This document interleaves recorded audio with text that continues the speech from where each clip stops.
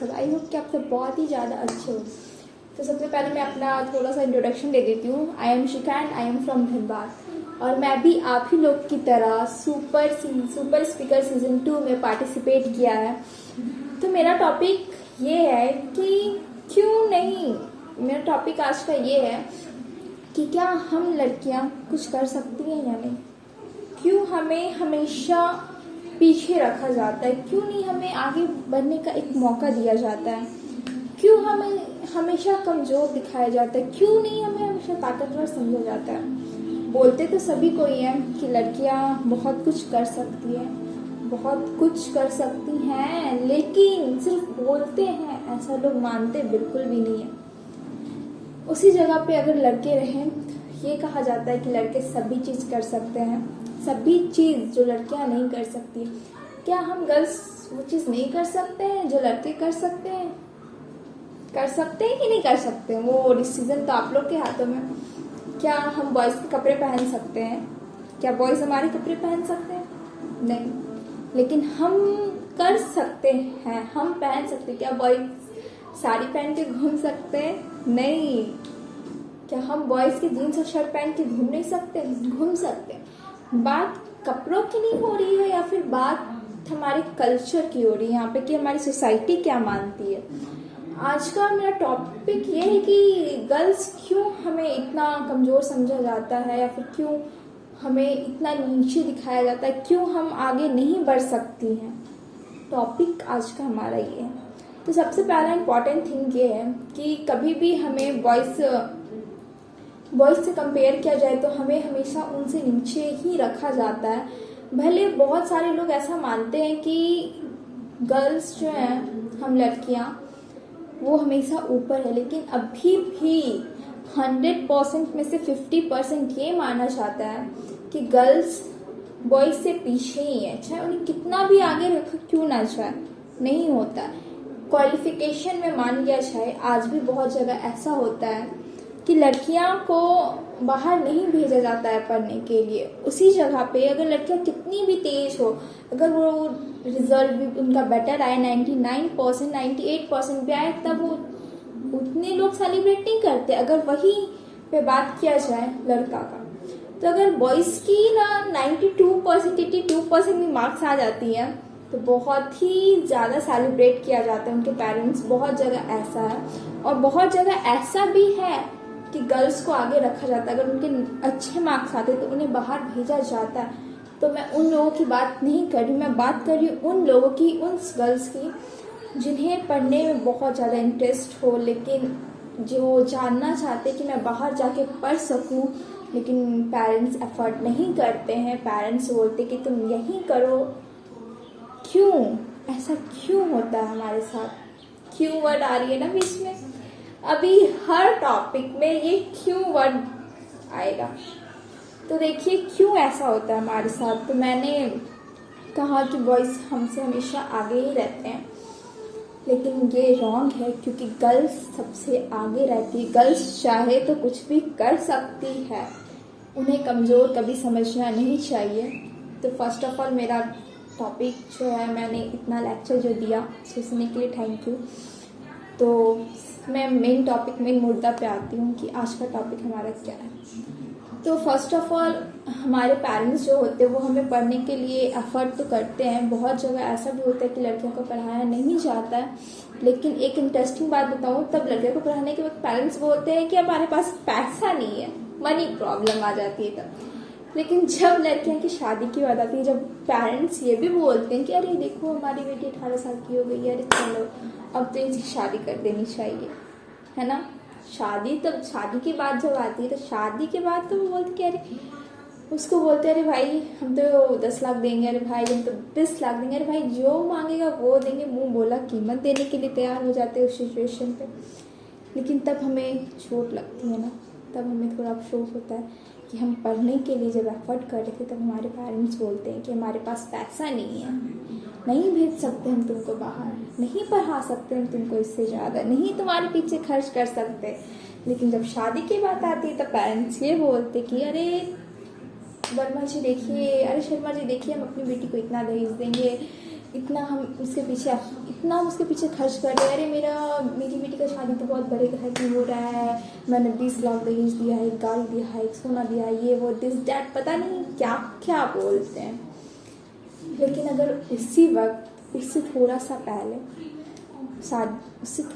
पहले अगर वो अपनी बेटी के पीछे इतना खर्च कर देते हैं, इतना मेहनत करते हैं, उनके थोड़ा सा 20 लाख नहीं, 10 लाख भी नहीं, चलो 2-3 लाख खर्च करके उसे अपने पैरों पे खड़ा कर देते हैं, तो क्या वो बेटियां आगे नहीं बढ़ती?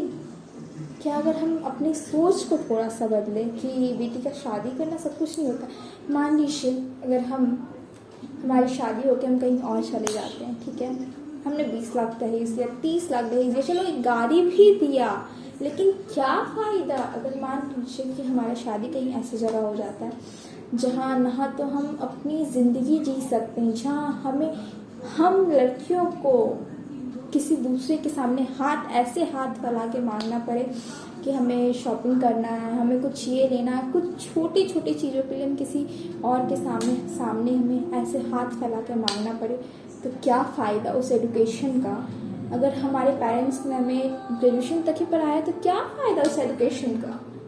कोई फ़ायदा नहीं है जब हमें किसी के सामने हाथ फैला के ही मांगना पड़े। तो मेरा मोटिव क्या है आप लोग समझिए कि अगर हम लड़कियां का शादी करना ही पॉसिबल नहीं होता, वो किस्मत बहुत ही कम लोगों की अच्छी होती है जिन्हें हमने इतना दहेज दिया, तिलक दिया, जिन्हें समझने वाला मिले, जिनको पढ़ाने के लिए आगे वो तैयार हो जाए, लेकिन बहुत कम जगह ऐसा होता है।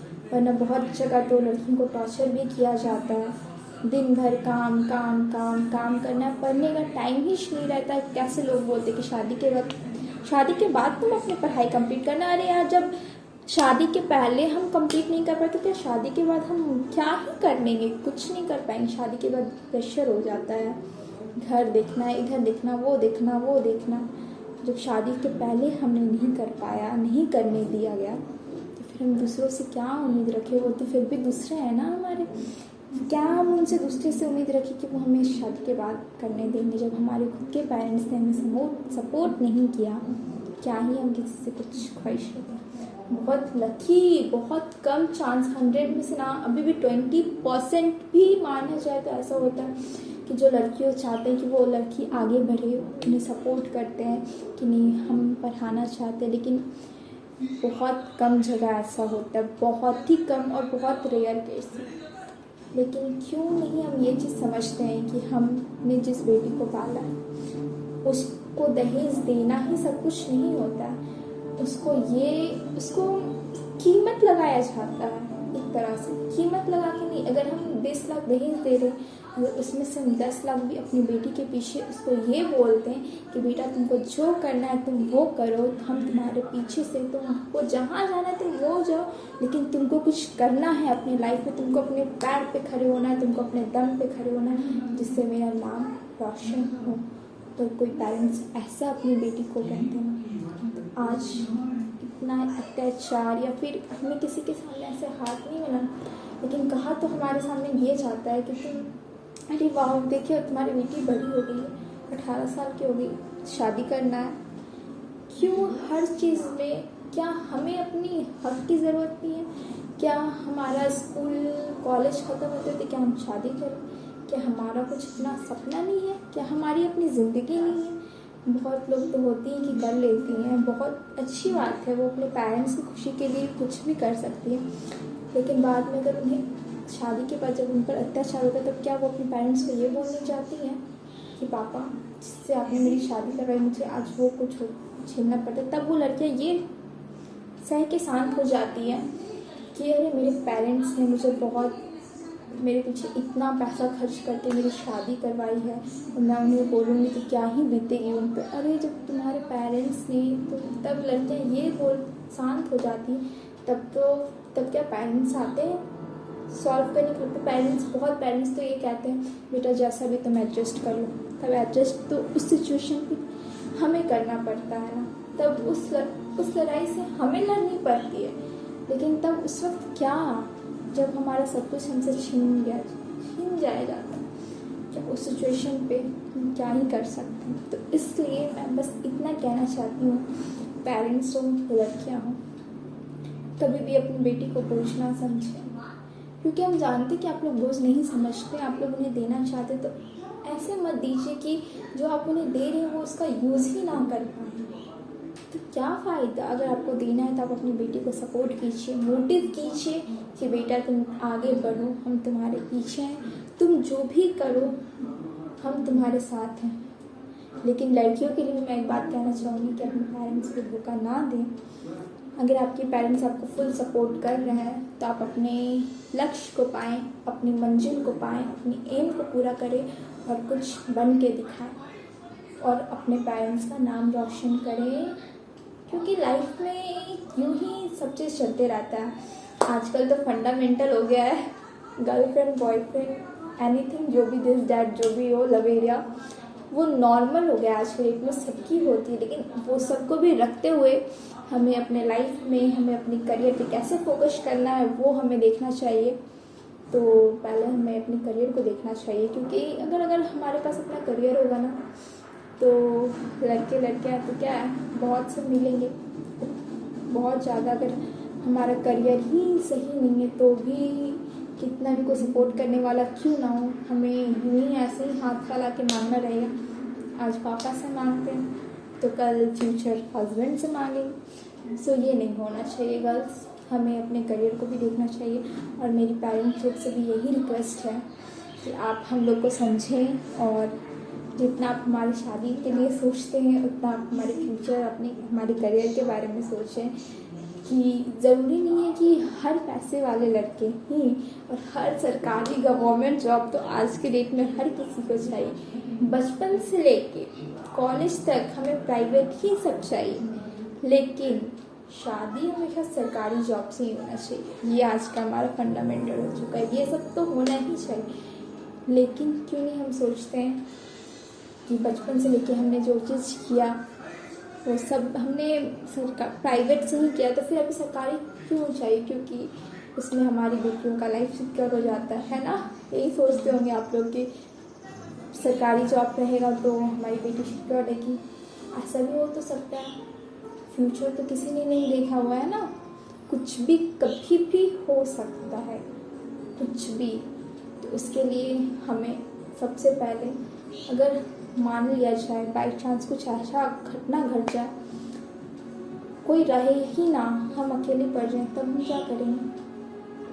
तब तो हमारे पास ना तो एजुकेशन रहेगा ना तो कुछ रहेगा, तब तो हमें कुछ आता ही नहीं होगा, तब तो हम कुछ कर नहीं सकते हैं। तब क्या आपके पेरेंट्स बहुत कम ही होते जो सपोर्ट करते हैं। लेकिन इसलिए मैं पेरेंट्स से रिक्वेस्ट करती हूँ तहे दिल से कि आप अपनी बेटी को जितना शादी में खर्चा करते हैं उससे 20 गुना भी आप अपनी बेटी को एजुकेशन में बोलें, खर्च करें, तो वो कुछ ना कुछ ज़रूर हासिल करेंगे। बहुत सारे पेरेंट्स के बोलने ही से ही मोटिव मिलते हैं हमें कि चलो अरे हमारे पीछे हमारे पापा खड़े, हमें वो सपोर्ट कर रहे हैं, क्यों ना हम कुछ करें। तो बस यही बोलना चाहती हूँ कि लड़की और लड़का में भेदभाव नहीं होना चाहिए, क्योंकि आज के डेट में ना लड़कियाँ बहुत आगे यूँ रफ्तार से बढ़ रही हैं लड़की को पीछे छोड़ते हुए। तो बस उसी तरह से आप भी, अगर हमारे पेरेंट्स हमें सपोर्ट करते, जो नहीं करते हैं वो भी सपोर्ट कीजिए। Thank you so much and love you all of you guys. अगर आपको मेरी वीडियो पसंद आई, मेरा मोटिव समझ में आया हो, आई थिंक मैं फर्स्ट टाइम बोल रही हूँ आपसे, तो मुझे पता नहीं कि कैसे बोलना चाहिए। तो अगर मैंने कहीं भी कुछ भी गलत बोला तो उसके लिए तहे दिल से सॉरी बोलना चाहती हूँ, मुझे माफ़ कर देना बच्चा समझ के। और यहाँ पर मैं अपनी वीडियो ख़त्म करती हूँ। Thank you so much and love you all of you.